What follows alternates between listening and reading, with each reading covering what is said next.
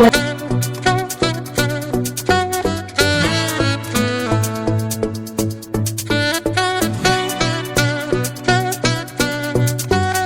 تمضي اليوم نحو بناء قاعدتها الصناعية، والتي ما كان لها أن تتحقق لولا الجهد الطارئ الذي بذلته عمال مصر لإعادة البنية التحتية المتطورة في جميع أنحاء الجمهورية ولا سيما الصناعية. أتشرف اليوم بوجودي معكم ومع كواعد مصر الذهبية بناء الوطن لنحتفل معا بعيد العمال. ففي الأول من مايو من كل عام تحتفل دول كثيرة في العالم بعيد العمال، وهذا اليوم بمرور الزمن أصبح رمزا لنضال الطبقة العاملة من أجل حقوقها. وأخيرا حفظ الله مصر وحفظ عمال مصر.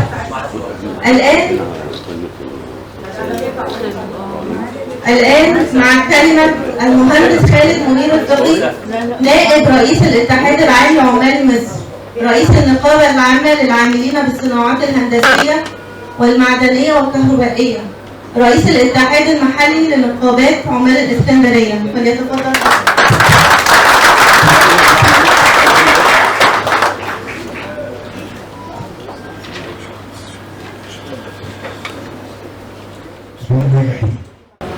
تحية شكر وتقدير للإخوة النقابيين المكرمين وكل المكرم من الطبقة العامة. تحية شكر وتقدير لكل العاملين لعمال مصر وعمال الوطن العربي أجمع، كل العمال الذين ناضلوا وكافحوا من أجل الطبقة العامة، من أجل العمال، من أجل الإنتاج، من أجل الحضارة، من أجل صنع البلد، من أجل منتج البلد. مصر بلد طول عمرها قوية، طول عمرها تبني وتبني، طول عمرها تعمل على التطور والاجتهاد والنجاحات. واحنا ما بدأنا الثورة الصناعية في 52 لغاية النهارده عندنا أكبر صناعة في مصر، أضخم صناعة في مصر، واللي العالم كله بيتكلم بيها لغاية دلوقتي. واحنا النهارده في عيد 24 من أجل صنع البلد، من أجل منتج البلد. مصر بلد طول عمرها قوية، طول عمرها تبني وتبني،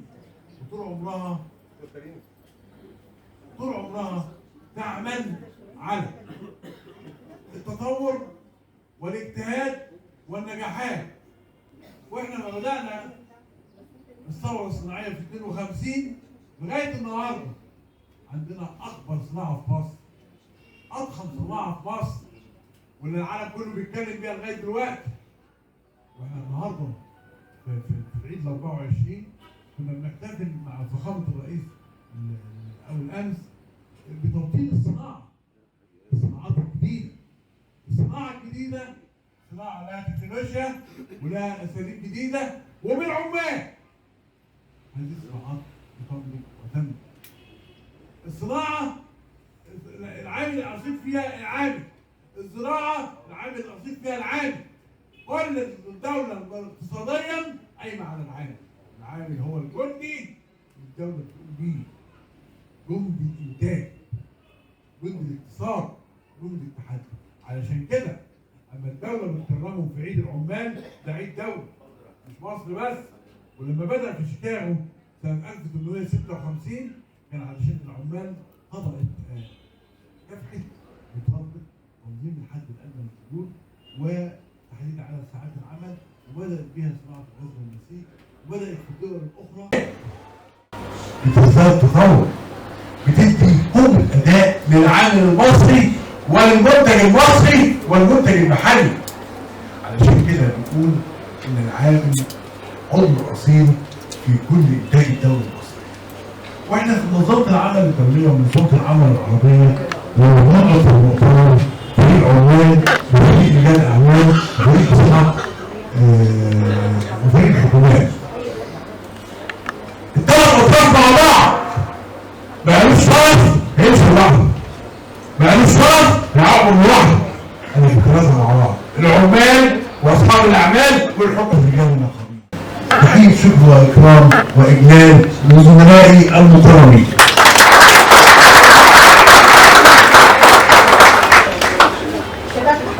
النهارده اتحاد عمال اسكندريه عمل هذا الحفل لتكريم الاخوه النقابيين، وانا الحقيقه بشكر اللجنه المنظمه بقياده الاخ لين ان هم قالوا التنظيم النقابي ثم التنظيم النقابي ثم التنظيم النقابي. الناس اللي خدمت في الحلقه النقابيه واصلوا في الحلقه النقابيه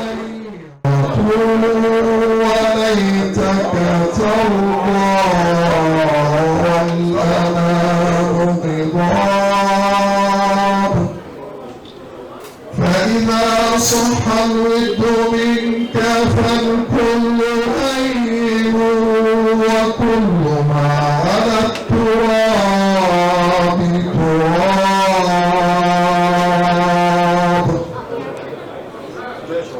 أمرنا ربنا تبارك وتعالى تحيا ألف مرة، تحيا مهما يجرى لنهاية الحياة. وتحية وإعزاز وتقدير لكل عمالنا وعاملاتنا.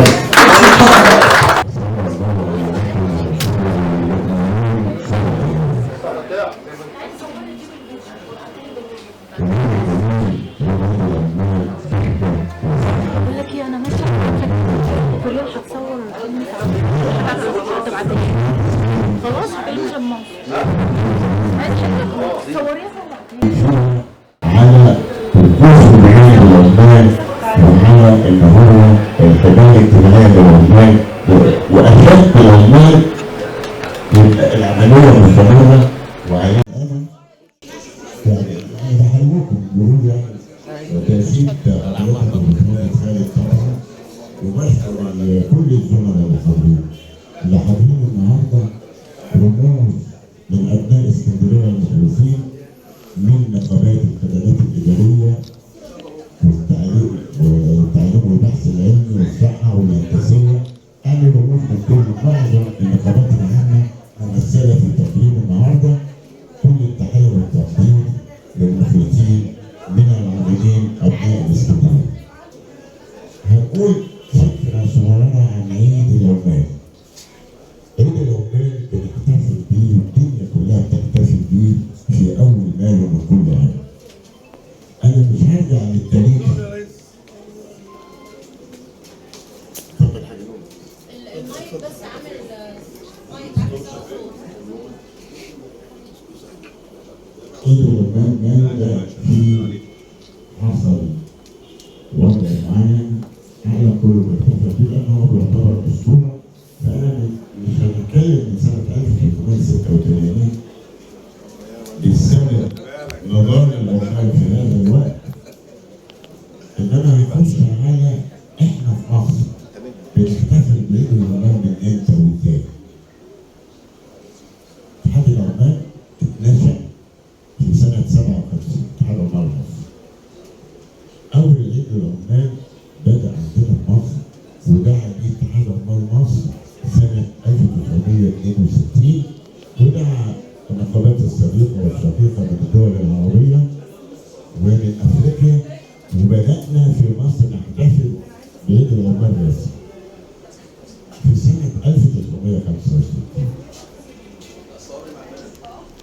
حضر السيد رئيس الجمهورية في هذا الوقت جمال عبد الناصر احتفال عيد العمال في سنة 1965. من هذا التاريخ ابتدى يبقى عيد قومي وعيد رسمي لمصر كلها، وما زال كل رئيس جمهورية بيقول لعمال مصر بخير طيبين في هذا اليوم وبيلقي خطاب سياسي شامل لمصر كلها. فاحنا متمسكين بيه، والسنه دي كان اخرها الرئيس عبد الفتاح السيسي اول امبارح كان مع النقابات العامه والاتحاد العام وكثير من ابناء مصر المخلصين، وتم الاحتفال وكان احتفال كبير جدا. والرئيس برضه القى فيه خطبه اكد فيها على وقوفه بجانب العمال وعلى ان هم الحمايه الاجتماعيه للعمال واشد العمال يبقى العمليه مستمره وعلينا ان احنا نتحمل. ودي نبذه ثالثه. الحقيقه برضه بالمناسبه الجميله اللي احنا فيها دي يوم 25 كان عندنا عيد تحرير سيناء. احتفلنا كلنا من ايام قليله بعيد تحرير سيناء وتخليصها من وصمه الاحتلال واستعادتها لسياده. لأن الله سبحانه وتعالى ما وصف وصفا في القرآن الكريم للمؤمنين إلا ووقفه قائلا الذين آمنوا وعملوا. فالعمل مع الإيمان إنما هو صنوان لا يفترقان أبدا. أيكم أحسن عملا، يعني الحياة كلها السبب بتاعها إن ربنا يمتحنا مين أحسن عمل فيه. وفي سورة الكهف يقول سبحانه وتعالى واسع السلطان يدبر الأكوان. سبحانه يذكر من ذكر ويزيد من شكر ويجيب من دعاه. أحمده سبحانه وتعالى حمد الذاكرين الشاكرين القادرين المتبتلين. والصلاة والسلام الأتمان الأكملان على رحمة الله للعالمين ومنة الله للمؤمنين. مسك الكتاب ولبنة التمام ومن بدد الله سبحانه وتعالى بهديه كل ظلام. من بشره ربه بالظل الممدود والحوض المورود والمقام المحمود واللواء المعقود وهو يوم القيامة شاهد على كل شهود. الحبيب المحبوب سيدنا نبينا محمد صلوا عليه وسلموا تسليما. اللهم صل وسلم وزد وبارك عليه وعلى آله وصحبه الطيبين الطاهرين. وبعد، فماذا عساي أن أقول بعد ما قال أخ وصديقي الباشمهندس خالد الذي يعني نقدم له كل تحية وتقدير وعرفان وبنقول له كل عام وعليك بخير وصحة وهنا باشمهندس ربنا يحفظكم. والدنا كلنا القيمة والقامة عمنا اللي جاي عم الحاج فتحي عبد اللطيف كل الشكر والتقدير والعرفان. والتحية بقى للحضور جميعا كل باسمه وصفته ورسمه. كل عام حضراتكم بخير وصحة وهنا وسعادة ويا رب دايما بلدنا في أمن أمان سلم سلام.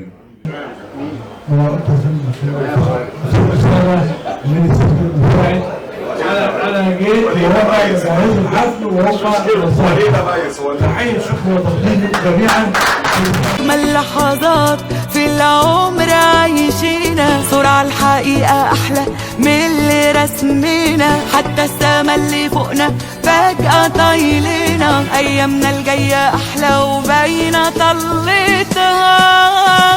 أحلى مكان على الأرض ده هنا ويا ناس بنحبها بتحبنا، أحلى مكان على الأرض ده هنا ويا ناس بنحبها بتحبنا، وهو مش ناقصنا حاجة تانية وكأننا ملكنا الدنيا، وهو مش ناقصنا حاجة تانية، حتى الخيال ما بقاش من الفرحة قدنا. أحلى مكان على الأرض ده هنا ويا ناس بنحبها بتحبنا، أحلى مكان على الأرض ده هنا ويا ناس بنحبها بتحبنا، وهو مش ناقصنا حاجة تانية وكأننا ملكنا الدنيا، وهو مش ناقصنا حاجة تانية، حتى الخيال ما بقاش من الفرحة قدنا.